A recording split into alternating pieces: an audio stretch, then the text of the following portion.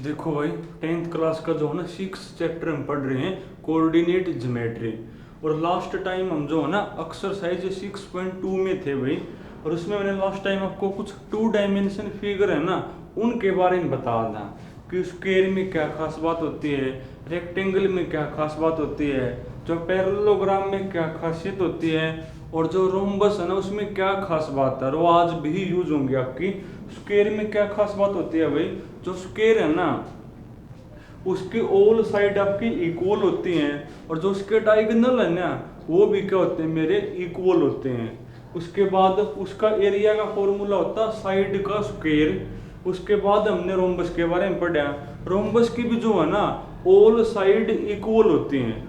देखो स्क्वायर की भी ऑल साइड इक्वल है, और रोम्बस में भी क्या होती है, ऑल साइड इक्वल होती है।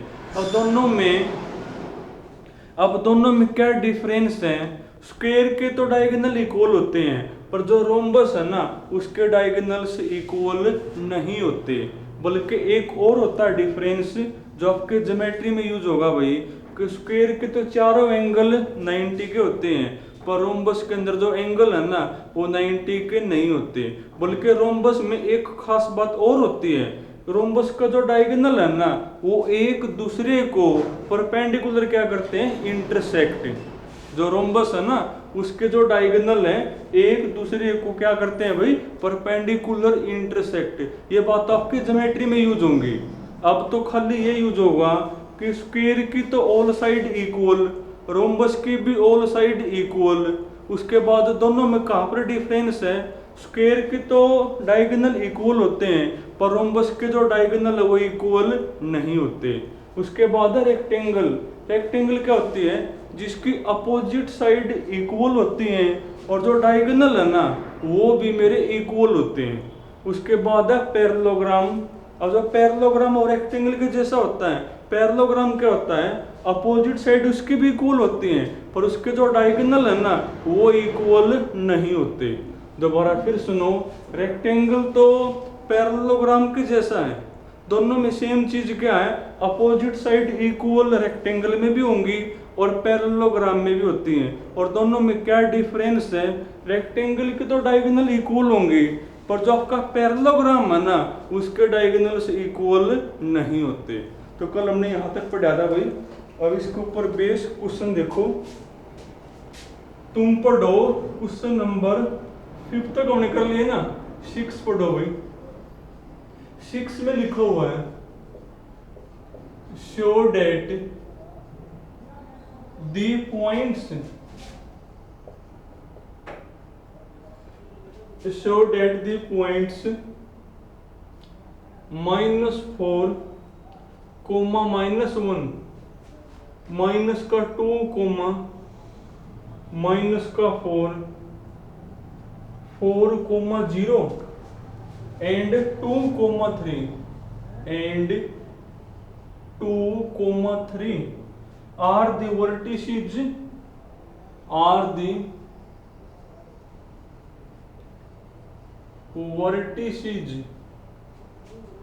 vertices points of a rectangle, points of a rectangle। आपने प्रूव करना, आपने शो करना भाई। क्या शो करना है कि जो 4 पॉइंट है ना ये किसके वर्टिसेस है, रेक्टेंगल के वर्टिसेस है।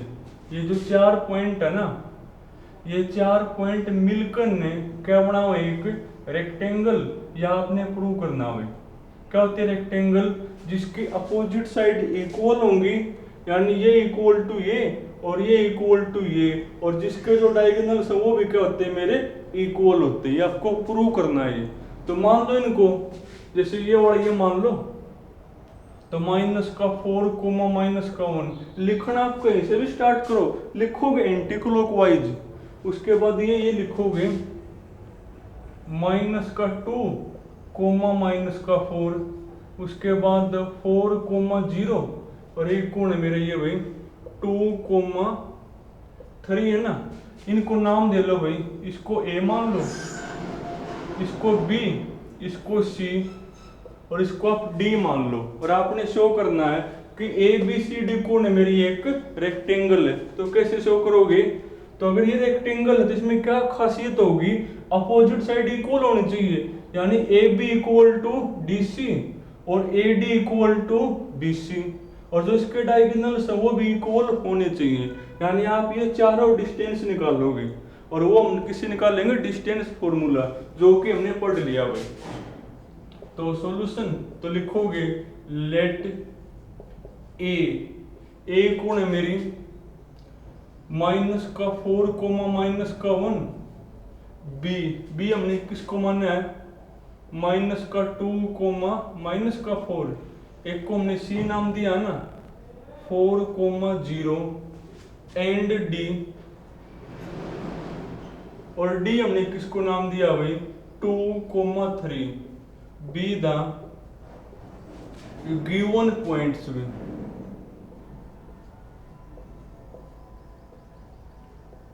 तो इनको हमने क्या मान लिया, ए बी सी और डी। अब ए बी सी डी को आपने क्या प्रूव करना है, एक रेक्टेंगल, यानी आपके पास ए बी होनी चाहिए, डी सी, ए डी और बी सी। फिर आप चेक करोगे कि अपोजिट जो साइड है वो इक्वल है कि नहीं है, तो निकाल लो फिर। अब पहले ए बी की निकालो लेंथ भाई, जो कि आप किससे निकालोगे, डिस्टेंस फॉर्मूले से, जो कि हमने निकालनी सीख ली। कैसे निकालोगे, ए मेरा ये, बी मेरा ये है, तो ए बी जो डिस्टेंस है वो कौन होगी, वो मेरी बनेगी भाई ये x1 ये y1 ये x2 और ये y2। तो x2 माइनस x1, x2 मेरा कौन है माइनस का 2 माइनस x1 माइनस का 4 है ना, और एक माइनस फॉर्मूले वाले, तो प्लस का 4 का whole square plus y2 minus y1, y2 कौन है मेरा माइनस का 4 माइनस में y1 और एक माइनस पहले है, तो प्लस 1 का होल स्क्वायर। करना सोल्व एक बार, क्या बनेगा ये, करो सोल्व भाई। 4 में से 2 का 2, 2 का स्क्वायर 4, 4 प्लस माइनस का 4 प्लस में 1 माइनस का 3 और माइनस के 3 का स्क्वायर। अब माइनस है बेशक तो पावर इवन है ना, तो माइनस खत्म हो जाएगी, तो माइनस के 3 का स्क्वायर प्लस का 9, तो आपका क्या बनेगा भाई √13 बनेगा। उसके बाद BC निकालोगे, BC निकालो भाई, तो BC मेरी कौन होगी, देखो BC कौन होगी, आपकी मर्जी है, चाहे इनमें से ये माइनस कर दो चाहे इनमें से ये माइनस कर लो। तो करना एक बार, 4 माइनस माइनस प्लस, तो 4 प्लस में 2 6 और 6 का स्क्वायर 36, सीधा लिखो के बारे में। अब 0 माइनस में यो 0 माइनस और 1 माइनस ये रही, तो प्लस, यानी 0 प्लस में 4 और 4 का स्क्वायर 16 बनेगा भाई। और 16 का गुण होगा 6 6 12, 3 1 4 1 5, यानी √52 बनेगी। उसके बाद ये CD निकालो, CD निकालो भाई, देखो CD मेरी कौन होगी, तो करो माइनस, 4 माइनस में 2 2 और 2 का स्क्वायर 4 प्लस 0 माइनस में 3 माइनस का 3 और माइनस के 3 का स्क्वायर 9 बनेगा, 9 और 4 13, यानी √13 आ गई। अब ये DA निकालो, DA को या AD को वो तो कोई फर्क नहीं पड़ता, निकालो DA मेरी कौन होगी, DA करो भाई 2 माइनस में यो और 1 माइनस पहले है, तो प्लस 2 प्लस में 4 6 और 6 का स्क्वायर 36, 3 माइनस में यो और 1 माइनस पहले, तो प्लस 3 प्लस 1 4, 4 का स्क्वायर 16, 36 और 16 52 भाई ये होगी। अब देखो ध्यान से, जो आपकी अपोजिट साइड देखो इक्वल आ गई, CB और AD इक्वल है, देखो BC और AD इक्वल है ना, √52 और √52, और जो आपकी BC और AD इक्वल है, BC और AD इक्वल है, और CD और AB इक्वल है, CD और AB इक्वल आपकी, ठीक है ना। पर ये तो इक्वल जो है ना पैरेललोग्राम में भी होती है। अब ये डिसाइड आपका कैसे होगा कि रेक्टेंगल ही है, वो आपका डिसाइड होगा डायगोनल्स से। अगर इसकी भी लेंथ इक्वल है तो रेक्टेंगल होगी, और लेंथ इक्वल ना हो तो पैरेललोग्राम होगा। अब आप क्या करोगे, जो डायगोनल्स है ना उनकी भी लेंथ निकालोगे। निकालो पहले BD निकालो भाई, बी डी, देखो बी डी मेरी जो लेंथ है वो क्या बनेगी, करो माइनस, आपकी मर्जी है, चाहे इनमें से ये करो माइनस, चाहे इनमें से ये करो। चलो इसमें से ये कर लो, 2 माइनस और एक माइनस पहले तो प्लस, 2 प्लस में 2 4, 4 का स्क्वायर 16 होगा। 3 माइनस में यो और एक माइनस पहले तो प्लस, 3 प्लस में 4 7, 7 का स्क्वायर 49। कितना बनेगा भैया, करना सोल एक बार, तो ये आपका बनेगा 9 और 6 15, 4 और 1 5 और 1 6। उसके बाद AC निकालोगे, AC निकालो क्या बनेगी भाई, तो AC करो भी दो, 4 माइनस में यो और एक माइनस पहले है तो 4 प्लस में 4 8, 8 का स्क्वायर 64।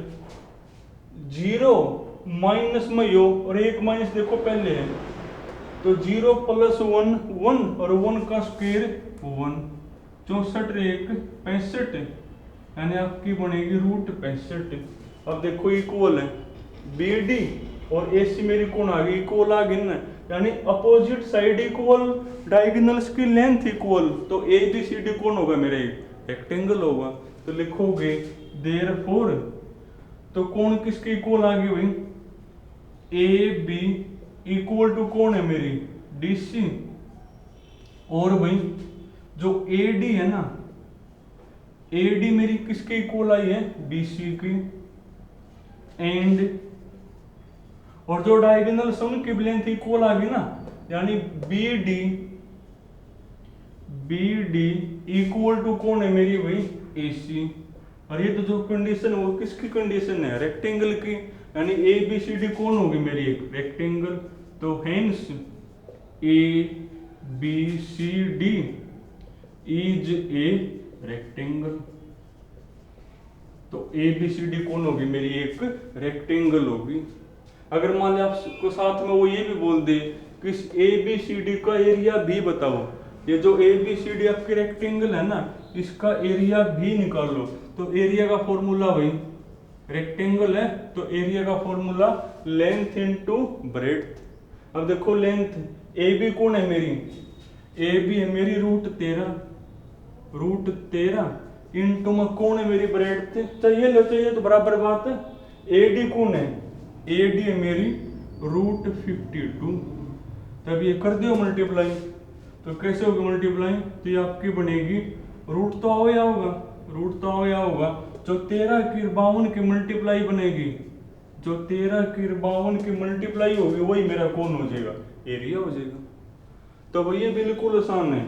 वैसे आपको ये फर्क समझ में आना चाहिए कि जो स्क्वायर है ना वो तो रोम्बस के जैसा होता है, दोनों में सेम बात, ऑल साइड इक्वल, और डिफरेंस स्क्वायर में डायगोनल इक्वल होंगे और रोम्बस के डायगोनल्स इक्वल नहीं होते।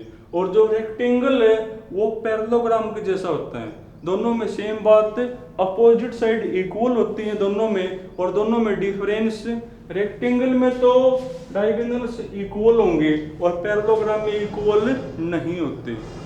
और एरिया फॉर्मूला अगर पूछ दिया रहा आपने,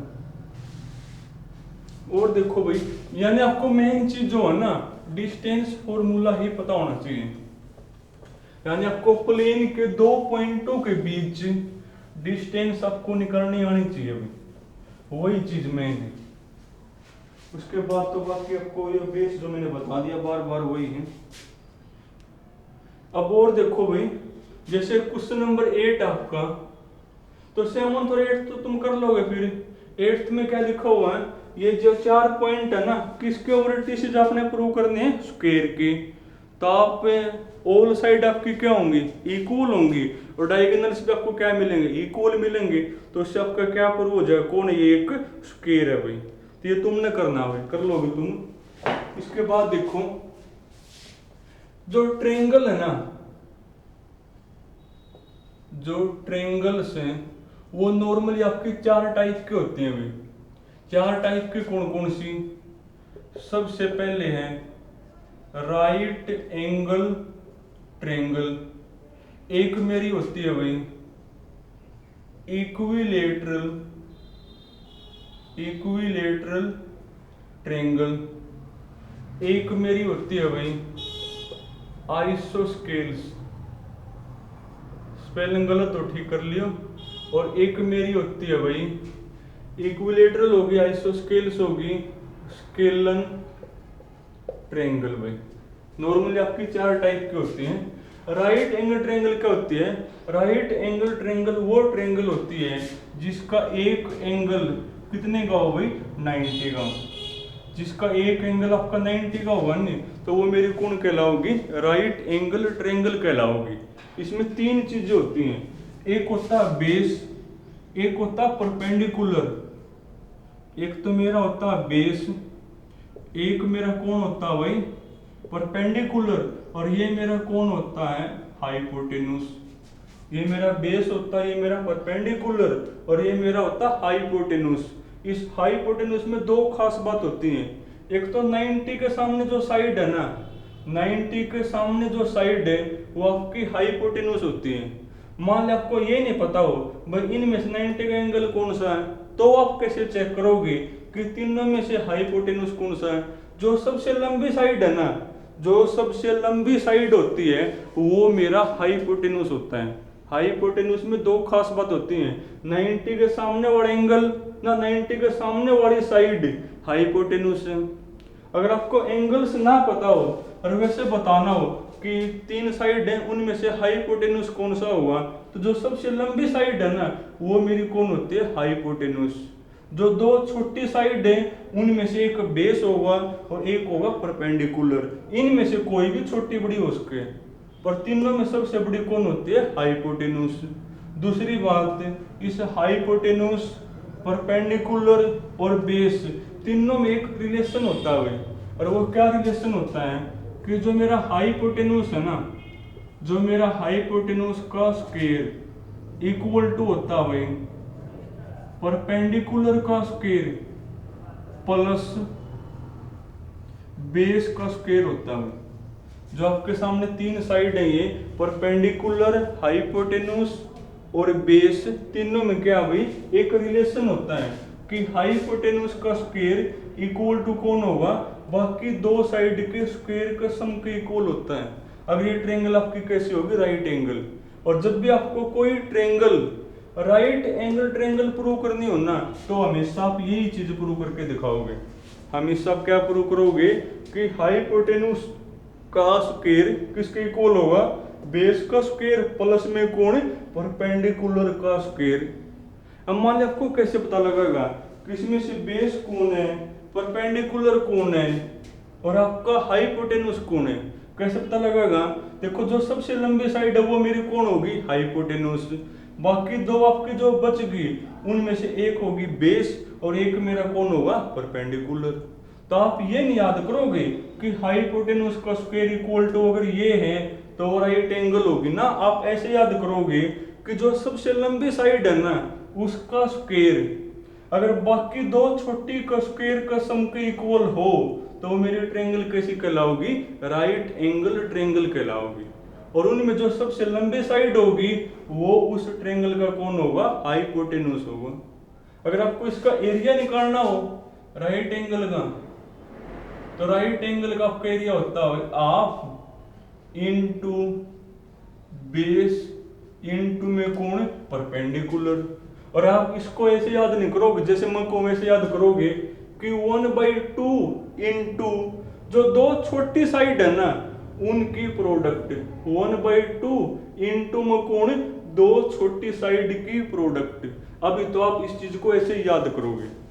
दोबारा फिर सुनो, राइट एंगल ट्रायंगल क्या होती है? जिसका एक एंगल कौन हो? 90 का, वो कौन होगी? मेरी राइट एंगल ट्रायंगल होती है।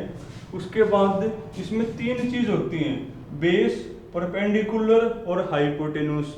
ये हाइपोटेन्यूस कौन सी साइड होती है? 90 के सामने वाले। अगर आपको 90 का एंगल ही ना पता हो तो आपको कैसे पता लगेगा कि हाइपोटेन्यूस कौन है? तीनों में से जो सबसे बड़ी साइड होगी ना वो मेरी हाइपोटेन्यूस होती है। और अगर ये ट्रायंगल आपकी राइट एंगल ट्रायंगल है तो इसमें खासियत होगी कि उस हाइपोटेन्यूस का स्क्वायर परपेंडिकुलर का स्क्वायर प्लस बेस का स्क्वायर का सम के इक्वल होगा। और अगर आपने कोई ट्रायंगल राइट एंगल प्रूव करनी हो तो आप यही वाली चीज प्रूव करके दिखाओगे।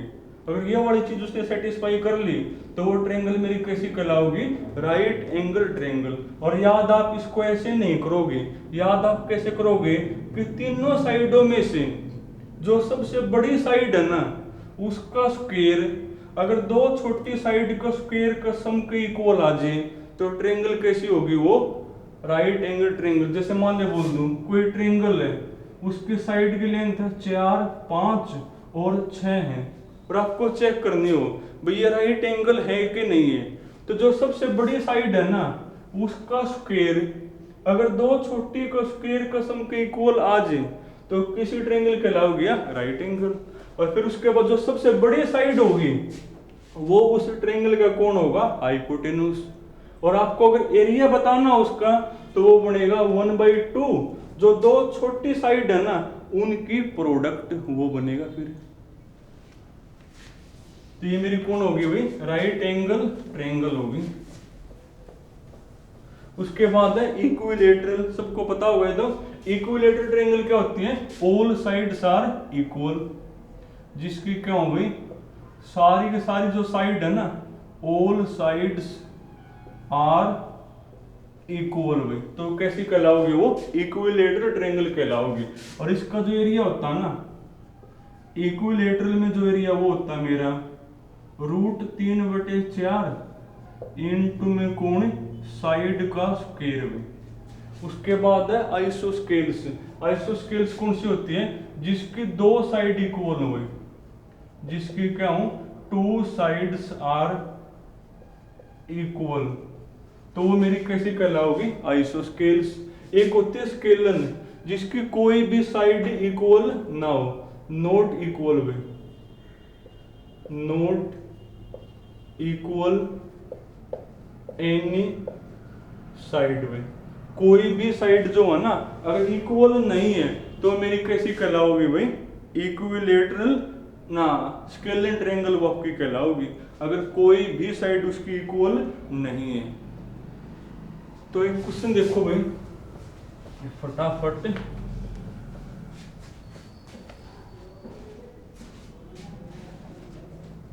कोई सा कर लो सारे बराबर बात है। जैसे क्वेश्चन नंबर 10 आपका 10 में लिखा हुआ भाई प्रूव डेट, ये 3 पॉइंट है 2 माइनस का 2 माइनस का 2,1 और एक 5,2 है भाई। और आपने प्रूव करना है किसके वर्टिसेस हैं, राइट एंगल ट्रायंगल के, और साथ में आपको उसका एरिया भी बताना है, और साथ में जो हाइपोटेन्यूज है ना उसकी लेंथ भी बतानी है भाई। आपने प्रूव करना है कि जो 3 पॉइंट है ना ये किसके वर्टिसेस हैं, राइट एंगल ट्रायंगल के। तो सबसे पहले इनको नाम दोगे, तो सॉल्यूशन लेट, एक को नाम दोगे ए, एक को नाम दोगे बी, एंड एक हमने मान ली C, be the vertices of, be the vertices of right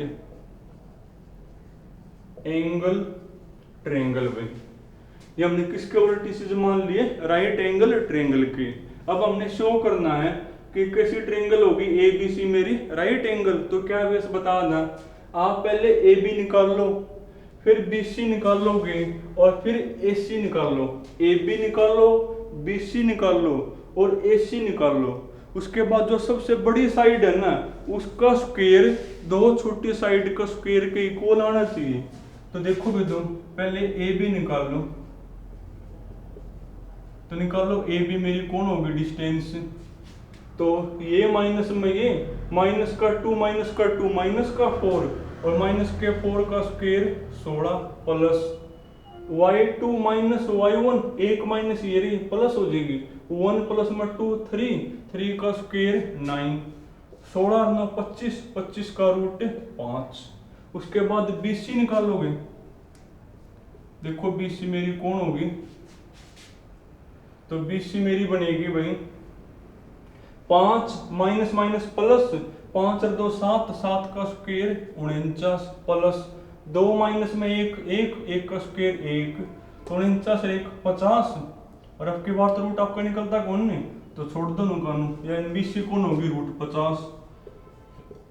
AC निकालो, देखो एसी मेरी कौन होगी, 5 माइनस में 2 3, 3 का स्क्वायर 9, 2 माइनस में यो हर एक माइनस पहले है, प्लस 2 और 2 4, 4 का स्क्वायर 16, 16 और 9 25, 25 का रूट 5। और अब आपको करना क्या है, तीनों में से जो सबसे बड़ी साइड है ना उसका स्क्वायर बाकी दो छोटी का स्क्वायर का सम के इक्वल आना चाहिए। सबसे बड़ी ये है ना, सबसे बड़ी आपकी यही बनेगी, तो इसका जो स्क्वायर है ना, इसका जो स्क्वायर है बाकी दो छोटी का स्क्वायर के इक्वल आना चाहिए, यानी BC का स्क्वायर इक्वल टू जो दो छोटी है ना, जो दो आपकी छोटी हैं उसका स्क्वायर का सम के इक्वल आना चाहिए। तो करना एक बार BC का स्क्वायर रूट 50 का स्क्वायर, रूट तो स्क्वायर कट गया तो 50, AB का स्क्वायर 5 का स्क्वायर 25, और AC का स्क्वायर 5 का स्क्वायर 25। देखो इक्वल आ तो गया, 50 इक्वल टू 50 आ तो गया, यानी ABC मेरी कैसी कहलाओगी भाई, राइट एंगल ट्रायंगल। तो याद वो नहीं करना कि हाइपोटेन्यूज का स्क्वायर, अब हमने कैसे पता लगा हाइपोटेन्यूज कौन है, जो सबसे बड़ी साइड है वो मेरी हाइपोटेन्यूज होती है, और उसका जो स्क्वायर है ना बाकी दो छोटी का स्क्वायर का सम के इक्वल अगर आ जाए तो इसका मतलब ट्रायंगल कैसी होगी, वो राइट एंगल ट्रायंगल होगी। लिखोगे therefore ABC is a right angle triangle, और उसका हाइपोटेन्यूज कौन होगा, जो सबसे बड़ी साइड है वो, एंड कुछ इसमें ये लेंथ ऑफ हाइपोटेन्यूज